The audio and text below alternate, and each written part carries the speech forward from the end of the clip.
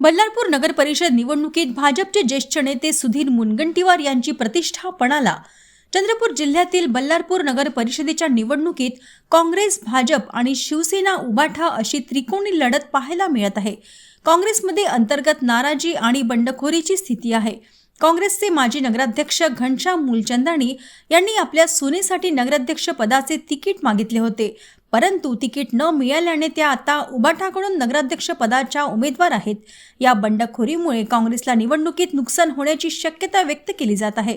दुसरीकडे या विधानसभा क्षेत्राचे आमदार आणि भाजपचे ज्येष्ठ नेते सुधीर मुनगंटीवार यांचीही प्रतिष्ठा या निवडणुकीत पणाला लागली आहे.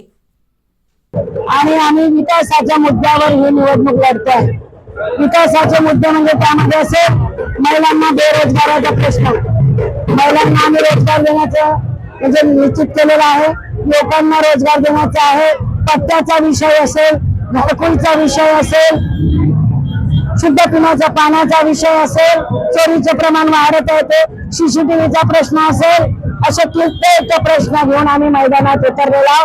माननीय सुधीर मुनगंटीवार यांनी जो विकास केला त्या विकासाच्या मुद्द्यावर आम्ही ही निवडणूक ओळखते.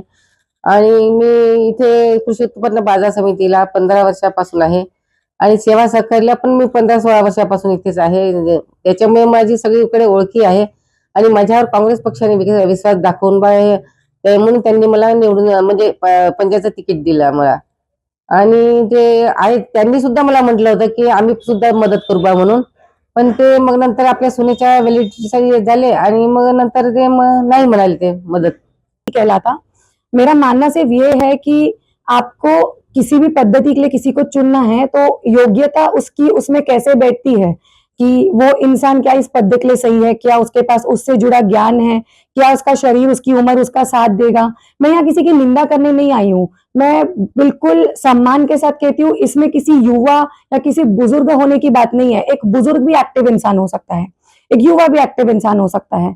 मेरा मानना सिर्फ इतना है कि जो हुआ वो गलत हुआ. वो क्यों किया गया ये मैं नहीं जानती. हमें आखिरी समय तक रुकाया गया. हम लोग ने आखिरी 2 घंटे में फॉर्म भर के कैसे तो सबमिट किया है, लास्ट मिनट डिसीजन लिया है.